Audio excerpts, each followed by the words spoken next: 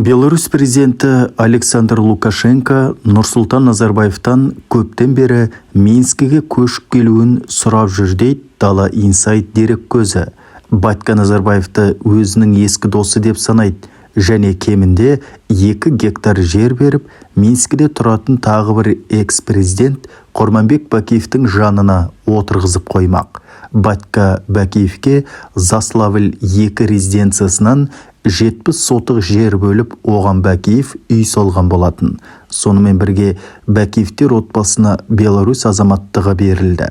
Бірақ Назарбаевтың Минскіге көшкісі жоқ. Ол қаланың климаты, инфрақұрылымы Нұрекеңе ұнамайды.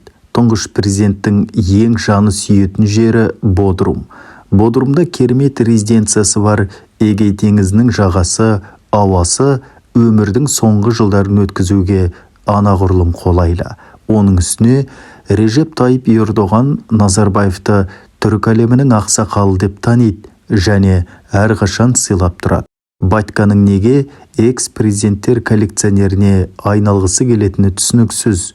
Пригожины бар, Бакиеві бар. Жаман айтпай, жақсы жоқ. Назарбаевта қосыла қалса, Минск аннан қашқан, мұннан қашқандар мекеніне айналатын болады.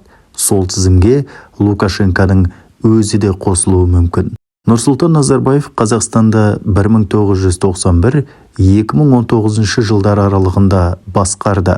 2022 жылдың қаңтар айына дейін билік рычагтарын сақтап отырды. Дала Инсайт Назарбаевтың қызықты өмірін аяғына дейін бақылап отырмақ.